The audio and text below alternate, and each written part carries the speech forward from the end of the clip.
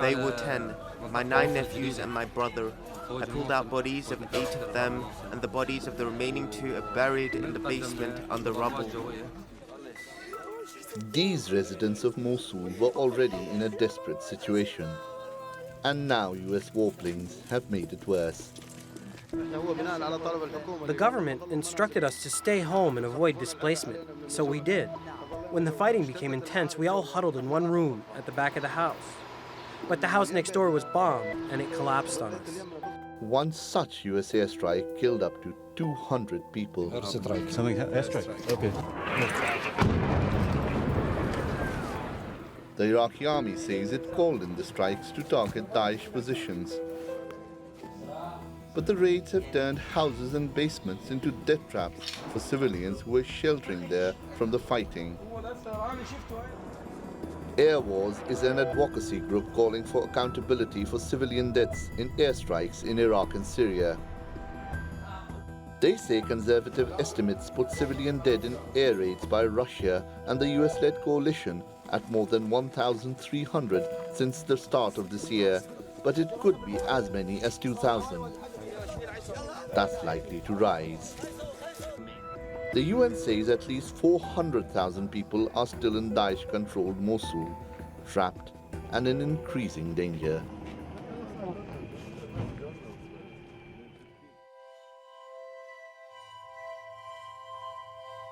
These are some of them: women, children, and the elderly. The Iraqi army says for now it's halted its offensive to flush Daesh out of this remaining area of Mosul to allow them to escape. But Daesh's change in strategy means few will take the chance. Daesh made a decision that they were not going to retrograde anymore, that they were going to prepare lethal engagement areas for the defense of that terrain, that they would clear out what was homes, schools, and mosques and fight from those positions and try to deny the Iraqis from advancing any further. Airstrikes can minimize army losses and destroy militant positions. The massive number of civilian deaths may have forced the coalition to stop them for the moment. But the clock is ticking for the innocents still inside Daesh-held territory. Shoaib Hassan, The Newsmakers. Well, to discuss this, I'm joined by Lisa Grande in Erbil. She's the American Deputy Special Representative of the United Nations Assistance Mission for Iraq. And with me here in the studio, Ur Yasin Asal. He's a security and strategy expert at Istanbul Ticaret University. Thanks both of you for joining us. Lisa, if I can begin with you, please. So is, I guess, the casualty number much larger than the coalition would admit to, because the numbers that are coming through are absolutely staggering?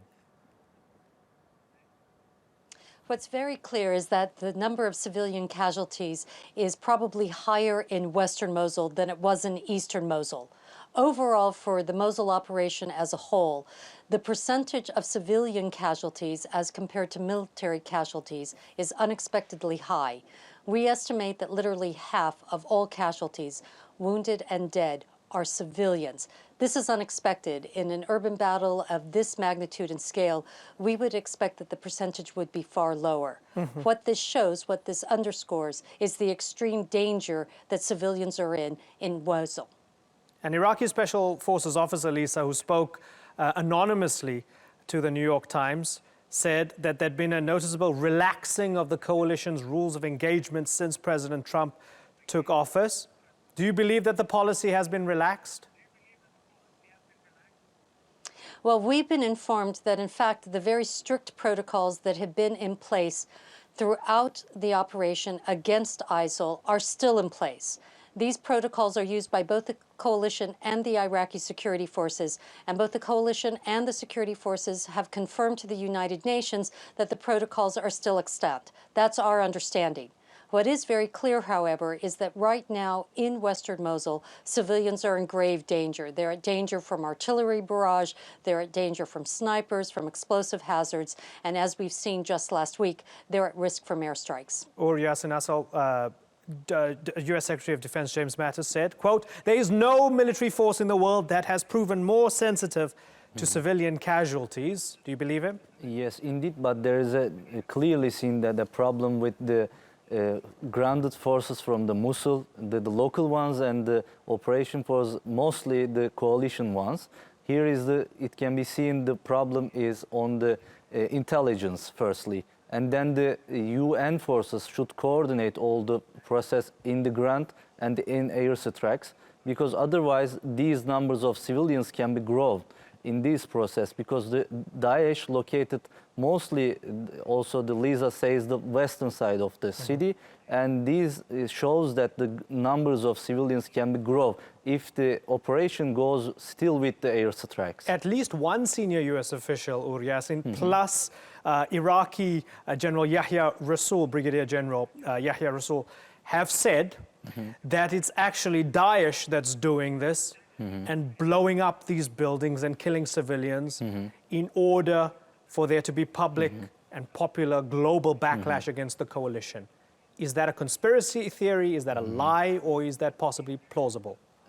If we go to the land and we will see the picture, we will realize the reality of what is going on in Mosul. But these are all can be in a scenario, and the land operation needs to be done with special forces. Otherwise, we cannot see in the picture very well, and these numbers of civilians can be grown, because here is clearly a problem that the intelligence or the coordination or correlation with the UN forces, ground forces, and the Iraqi forces and the air strikes in the command of the US coalition.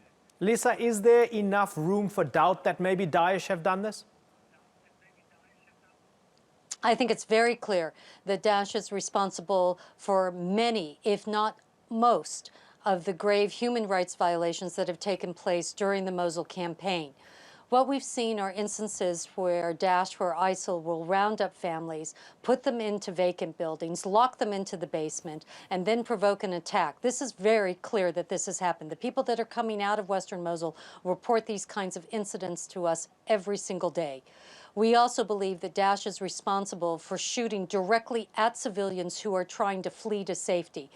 All of these constitute violations against international humanitarian law. This is why the United Nations stressed at the beginning of the campaign, has stressed throughout the campaign, and stresses most urgently now the importance of all parties doing everything they can to uphold their obligations under international humanitarian law to protect civilians and to ensure that they receive the assistance that they need and deserve. Understood, Lisa. But when it comes to, for example, Syria, and I don't want to get involved in whataboutery here, but when it's a place like Aleppo, we ultimately hold those behind the airstrike responsible, whether it's, say, the Russians or Assad, right? And they say that those on the ground are using civilians as human shields. You're telling me here that Daesh is using civilians in Western Mosul as human shields. I'm saying, isn't the ultimate responsibility of those who have killed civilians by an airstrike those who pressed the button on the aircraft, not those on the ground? Shouldn't we be holding the coalition to account, no matter how egregious Daesh is?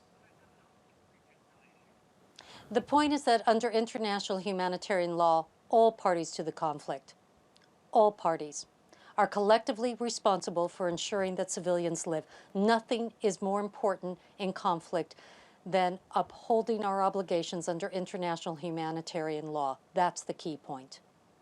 So is it possibly a war crime if those hundreds of civilians have been killed by a coalition airstrike when they knew that it would be densely packed with civilians? The point is that steps have to be taken to ensure that civilians are protected. The adjudication of war crimes is an issue which is a matter for international jurists to determine. For humanitarians right now, those of us who are on the front line in Mosul, trying to ensure that people receive the assistance they need, we're calling on all parties. We're saying the most important thing as this battle goes forward is making sure that civilians have a way out. We know that civilians who stay in Mosul are in danger. We know that civilians who are trying to leave in danger. We want that to stop. We want people to cross the front line and make it to safety so that they survive, so that their families survive, so that they can continue to live. Lisa, are these strikes that have missed their target and hit civilians, or are they strikes that have hit Daesh and taken out terrorists but have had the unfortunate consequence of what they call collateral damage? Which one of it is it? Well, the United Nations is not present in these conflict areas, so we are not in a position to say. This is why it's so important that the parties to the conflict, the responsible parties, are undertaking investigations to find out truly what happened. Or Yassin Asal, can this be done without airstrikes? Can you actually take out Daesh from a place like Mosul without resorting to bombing it from the sky?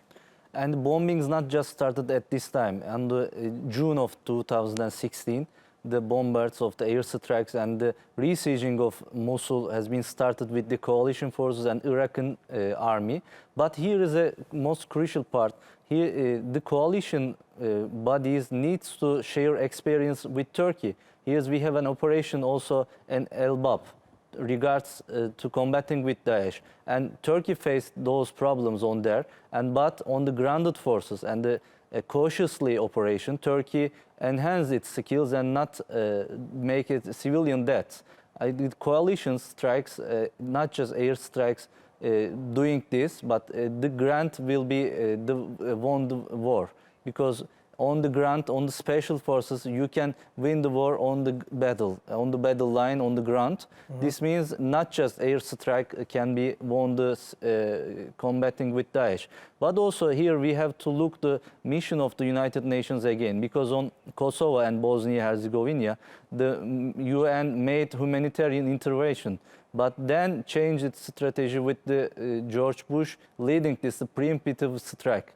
And then the third part is the making with the air strikes from the aircraft planes and through the ground. But there is no direct fight with Daesh or those terrorist organizations on the ground. If the coalition forces made their operations with special forces, with point attacks and the But they're saying these are pinpoint attacks. They're saying they're GPS-located missiles. They're only hitting Daesh. They're not aiming for civilians. It's unfortunate if it hits civilians, but these are pinpoint.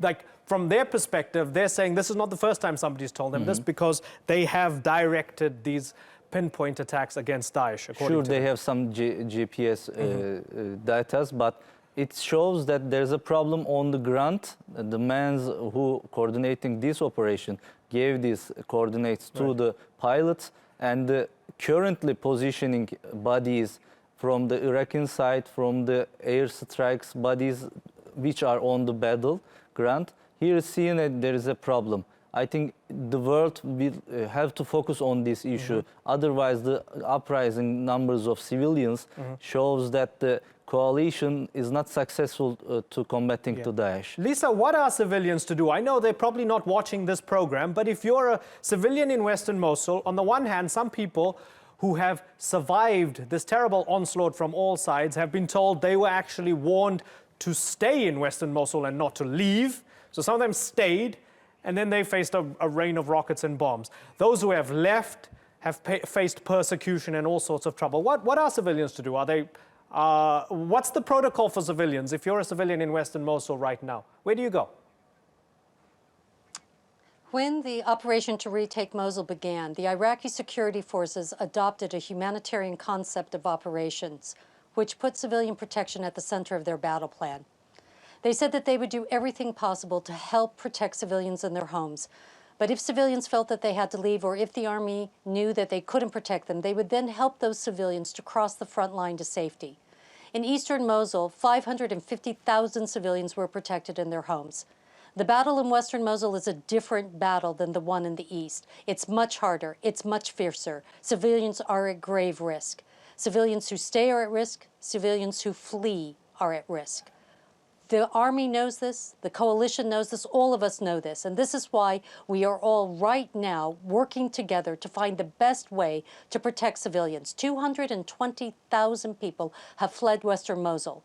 We believe, after talking with the army and talking with the Iraqi government, that as many as 250,000 more civilians may be fleeing western Mosul in the weeks ahead. We are rushing right now to ensure that camps and emergency sites are ready to receive these people. And we are discussing with the Iraqi security forces the steps that they will be taking to ensure that populations leave the city safely along humanitarian corridors and along routes that will permit them to cross the lines in dignity. And Lisa, are you convinced by what they're telling you and what they're proposing to you that they will do to ensure that this happens and that civilians don't pay a diabolical price of defeating Daesh? It was very clear in the case of eastern Mosul that extraordinary steps were taken to protect civilians. 550,000 civilians stayed in their homes. This was remarkable. If you look at the pattern before eastern Mosul, every time there was an attack on the city, the entire population of the city fled. In the case of eastern Mosul, the civilians were protected in their homes. They were able to stay in their homes. This is why if you go to eastern Mosul right now, you'll see that part of the city returning to normality, returning to life. There are a lot of problems in eastern Mosul, but compared to other areas that have been liberated, recovery has been far faster. In the case of western Mosul, we have confidence that the Iraqi security forces and the coalition are determined to do everything they can to make sure that civilians survive. This is the highest priority.